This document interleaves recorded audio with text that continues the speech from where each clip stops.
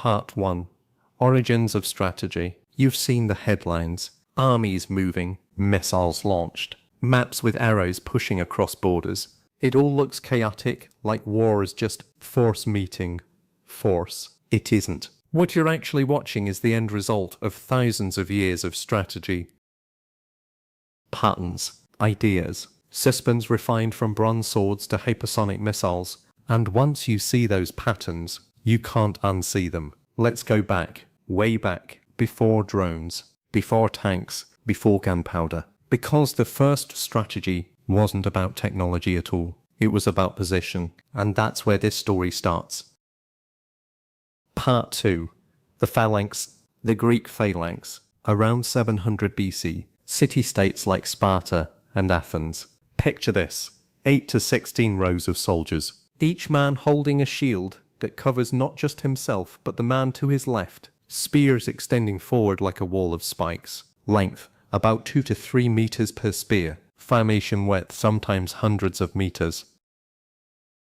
Individually, just farmers. Together, a moving fortress. This strategy was brutally simple. Stay in formation, push forward, don't break, because the moment you break, you die. Short line, big truth. It worked for centuries, but it had a weakness. It couldn't turn. Part 3. Roman flexibility. Enter the Romans. Around 300 BC to 100 AD, they looked at the phalanx and said, what if we made it flexible? So they broke their army into smaller units, maniples, later cohorts, roughly 1,220 men per unit. Each unit could move independently. Advance, retreat, flank, and suddenly war became chess instead of sumo wrestling. A Roman legion, about 5,000 soldiers, could outmaneuver a larger force, simply by not being stuck in one block. This was strategy evolving in real time. Adaptation beats rigidity, always. Part 4.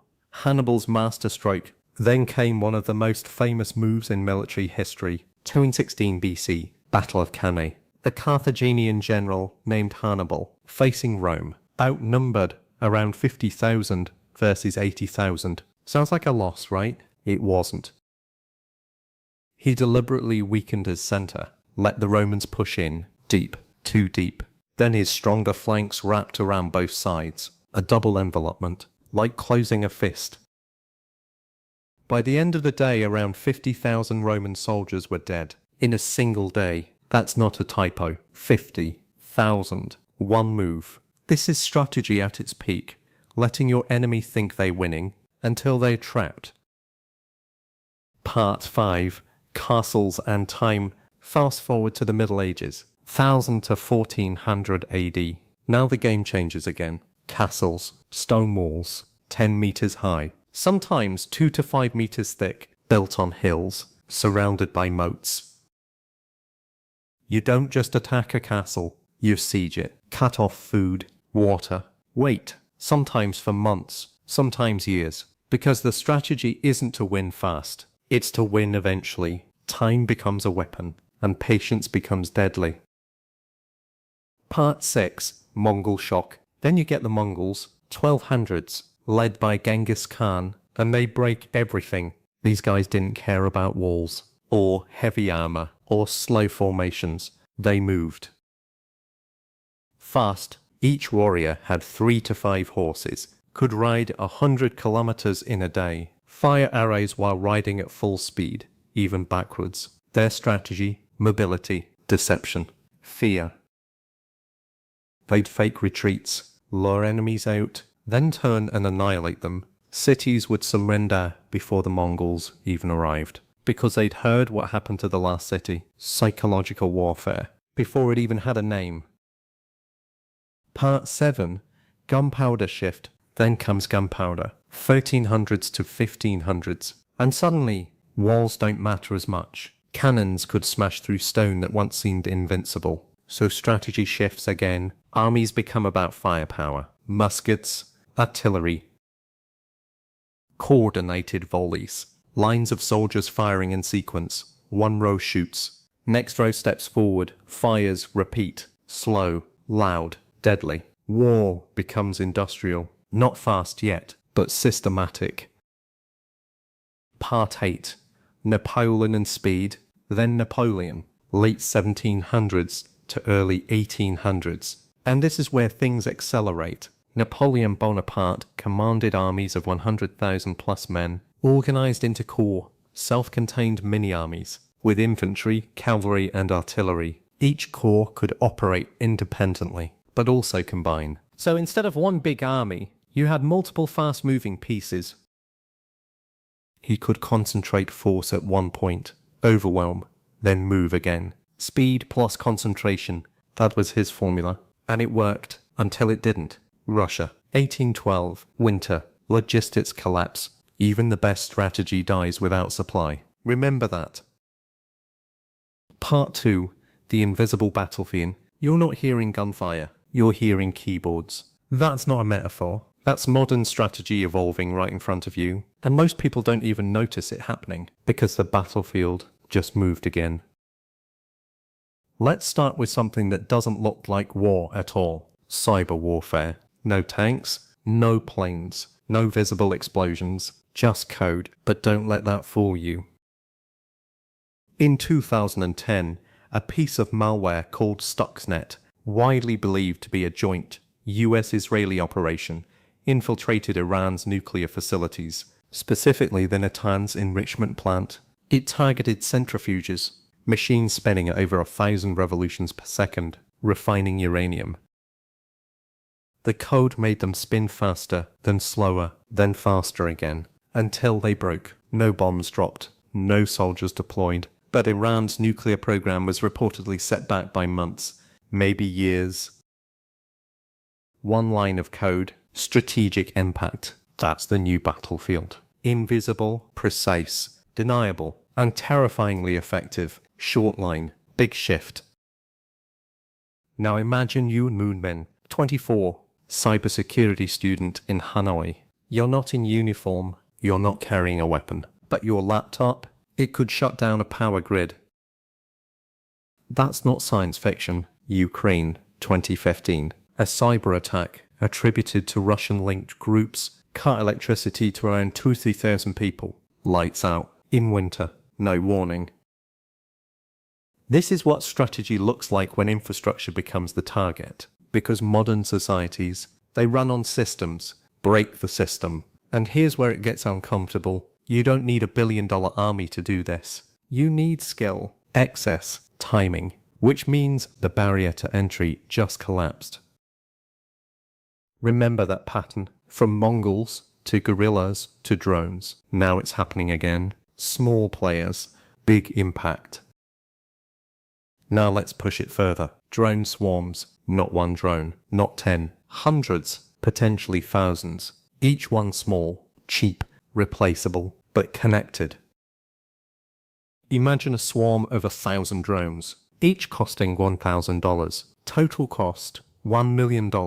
They overwhelm air defenses designed to stop maybe a few dozen targets. Missiles that cost $500,000 each. You fire one missile per drone, you go broke fast, or worse, you run out, and then the swarm gets through.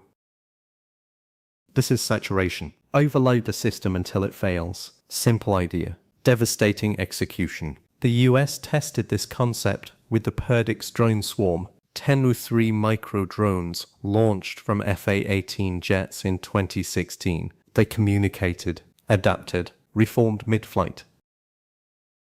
Not pre-programmed individually, but acting as a collective, like a school of fish or a swarm of bees. Kill one, doesn't matter. The swarm continues. That's the point. Now we reach the edge. Artificial intelligence in warfare. This is where things get complicated, because strategy used to be human. Generals, commanders, decisions made with maps and radios. Now, algorithms. Systems that can process thousands of data points per second. Satellite imagery, drone feeds, radar signals. Faster than any human. And they don't get tired. They don't hesitate. They don't feel fear, which sounds great, until you realize something. They also don't feel doubt.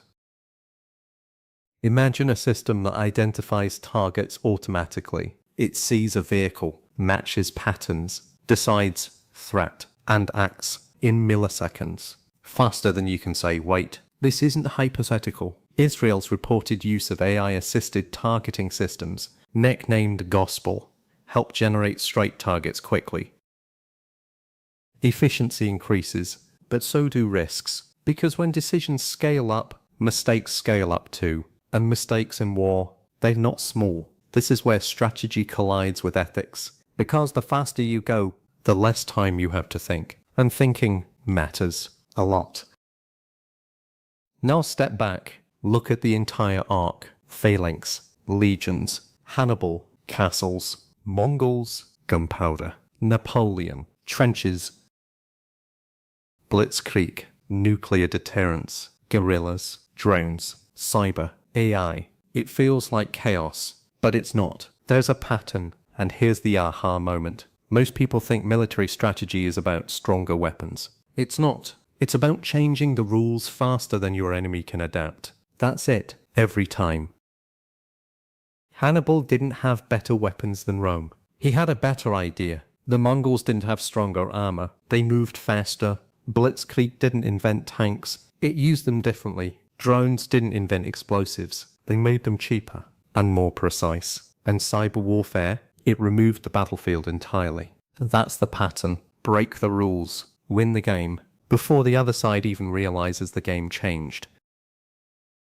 And here's the uncomfortable part. This cycle is accelerating. Ancient strategies lasted centuries. Napoleon's ideas dominated for decades. Blitzkrieg reshaped war in years. Drone warfare, months. AI, we're still figuring it out in real time, which means the next shift could already be happening right now. Let's go back to Alexander. Remember him? The IT technician turned drone operator. He doesn't command divisions. He doesn't plan campaigns, but in a single afternoon, he can destroy vehicles worth millions that used to require artillery units, air support, logistics chains. Now, one person, one drone, one moment. That's strategic compression, massive power in tiny packages. Let's put numbers on it. A Russian T-90 tank, estimated $3 to $4 to $5 million. An FPV drone, $500 to $1,500. Even if you lose 100 drones to destroy one tank, you're still winning. Financially, tactically, psychologically. Because now the tank crew knows. They're being hunted by something they can barely see. Fear changes behavior, and behavior changes outcomes. That sound, a faint buzzing, that's all the warning you get. Sometimes, none at all. Short line, no escape. So where does this leave us? Modern strategy isn't just land, sea, air anymore. It's multi-domain, meaning everything is connected. Satellites guide drones. Cyber attacks disrupt communications. AI processes data. Ground troops act on that information. It's one system. Break one part. The whole thing weakens. And don't forget space. GPA satellites. Reconnaissance platforms. Take those out or jam them, and suddenly missiles miss. Drones lose navigation. Forces lose coordination. Space isn't optional anymore. It's critical. So, which strategy is the best? Trick question. There isn't one, because the best strategy is always temporary. It works until someone figures out how to counter it. Then it becomes obsolete, just like the phalanx, just like trenches, just like every invincible idea before it. What actually wins wars? Consistently, adaptation, speed of learning. The ability to look at a changing battlefield and say, we need to do this differently, and then actually do it. Most militaries struggle with that, because institutions resist change. But war punishes it immediately. So the next time you see a headline, a missile strike, a drone video, a cyber attack, don't just see the event. See the strategy behind it, because that's the real story, and it's still being written right now. One decision at a time, one idea at a time, one shift at a time. And the side that adapts fastest wins, even before the first shot is fired.